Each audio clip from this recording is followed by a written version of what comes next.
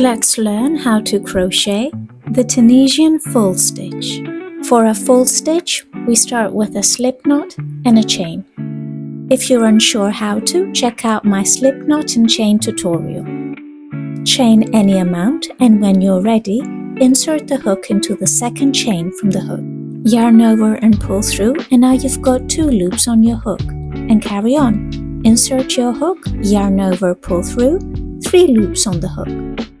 Repeat until you reach the end of the row. When you're ready, the first thing you need to do is to yarn over and pull through the first loop. This gives your row height, so mark it with a stitch marker so you don't confuse it with any other chains. Now yarn over and pull through 2. This is the return pass, and repeat, yarn over and pull through 2 loops. Yarn over and pull through 2 until you reach the end of the row.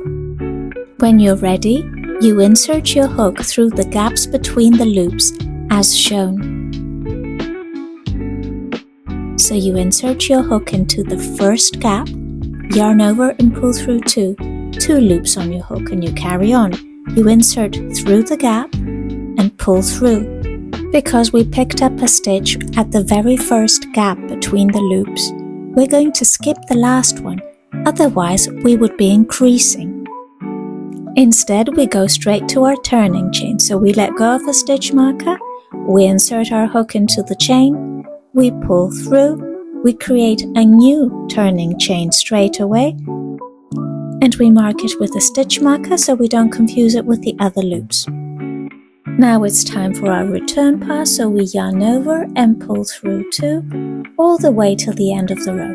Now we're ready for our forward pass.